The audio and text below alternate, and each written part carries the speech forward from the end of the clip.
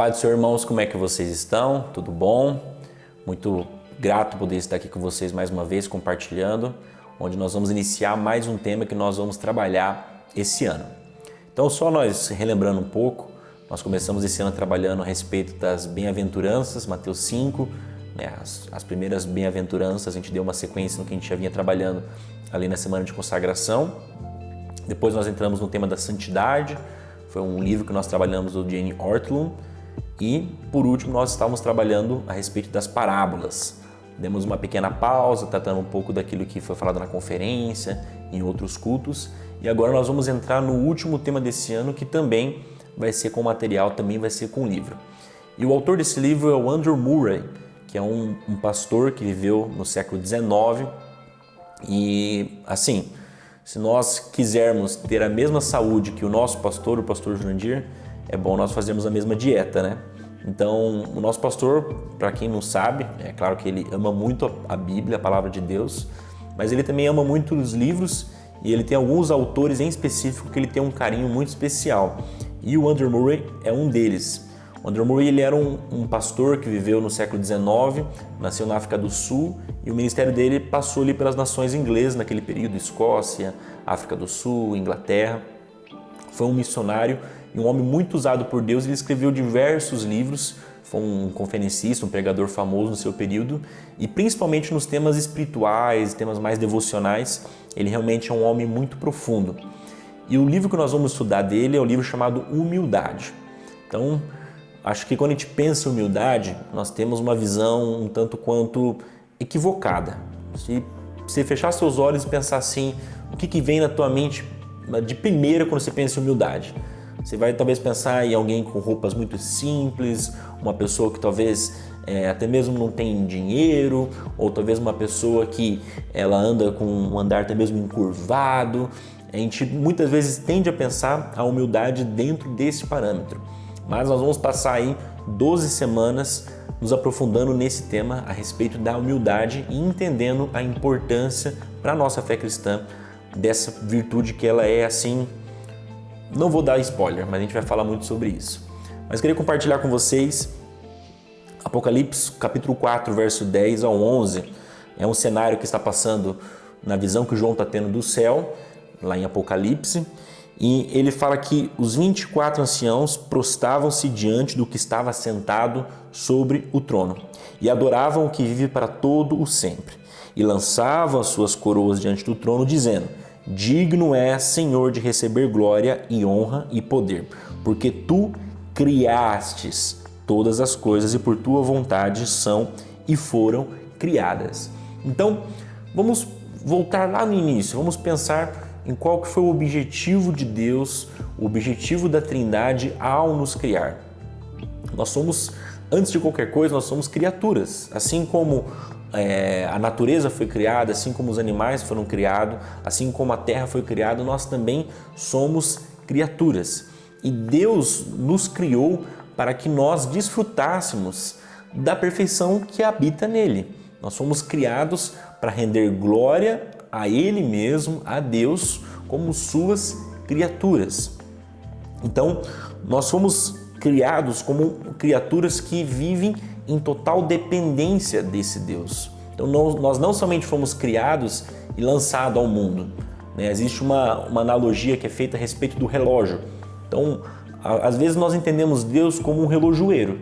Então, o relojoeiro ele vai fabricar aquele relógio com muita complexidade, muitos detalhes. Ele vai passar aquele relógio para frente e a partir daquele momento o relojoeiro não tem mais nenhuma relação com o relógio. Ele vai pertencer a outro dono e por aí vai. Mas a Terra e nós não somos como um relógio criado por um relojoeiro. Nós temos muita complexidade, sim, como criaturas, mas além de Deus nos criar, Ele formou conosco uma relação de intimidade, uma relação de dependência. Então, como criaturas, nós somos dependentes desse Criador e nós devemos render glória, louvor, honra e poder para Ele. Então, aqui nós entramos no aspecto da humildade.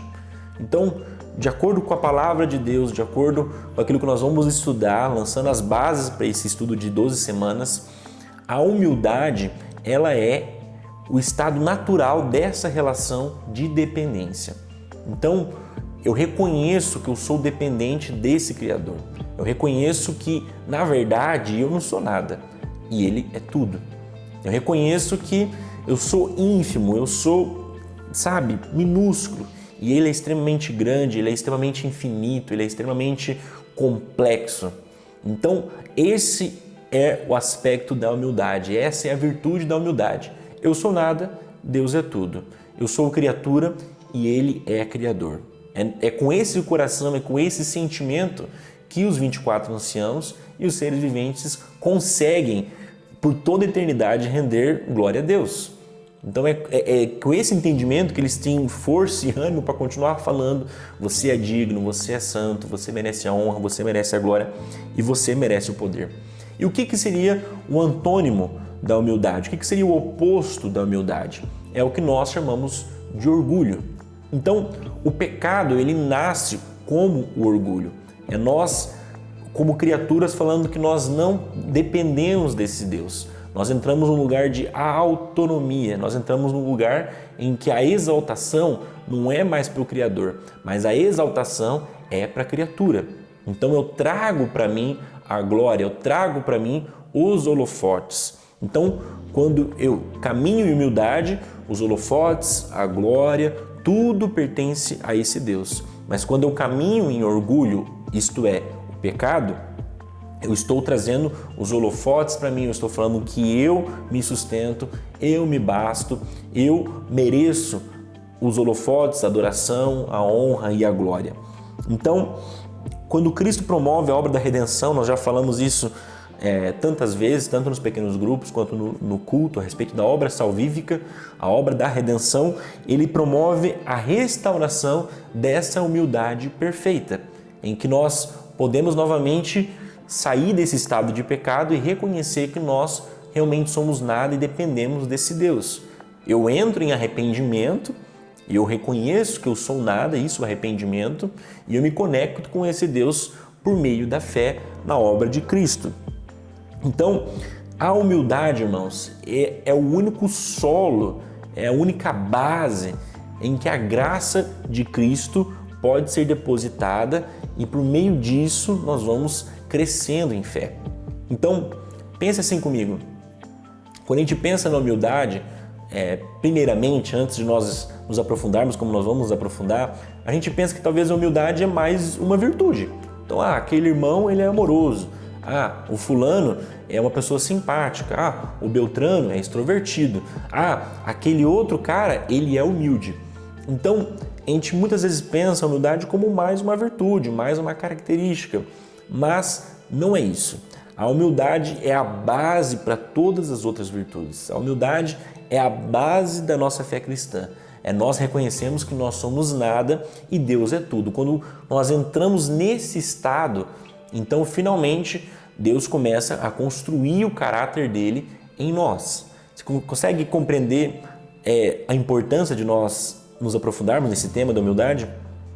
Porque a humildade é a base, é nós reconhecendo que nós somos criatura e Ele é o Criador. Então, como vocês mesmo podem lembrar, nós vamos tratar isso em outros estudos, Jesus ele falou assim: olha, venha a mim, você que está cansado e sobrecarregado, porque eu sou manso e humilde de coração.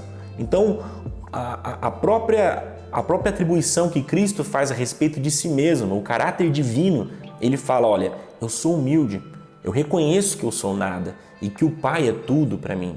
Eu reconheço que eu estou em um lugar de dependência do Pai. Então, a humildade, irmãos, é a base do caráter divino e a base do caráter que Deus quer construir em nós. Humildade é nós reconhecermos nossa posição como criatura e permitir que Deus tome o seu lugar como Criador, como Senhor, como dono da nossa vida. Então, o orgulho, ele nos segue, não permite que nós enxerguemos o próprio orgulho que há em nós. Então, talvez você pense assim: tudo bem, eu reconheço que eu sou nada, eu reconheço que Deus é tudo para mim. Mas nós vamos aprofundar, permitir que o Espírito Santo sonde a nossa mente, sonde o nosso coração nessas próximas semanas, nesse PG de hoje, e trazendo a Ele, falando assim: Deus, que o Senhor trabalhe em mim, que você traga para mim a importância de eu reconhecer que você realmente é tudo. Não algo importante na minha vida, mas tudo. Eu quero ser humilde como você, Jesus. Esse é o nosso coração. Que Deus abençoe a sua vida. Amém.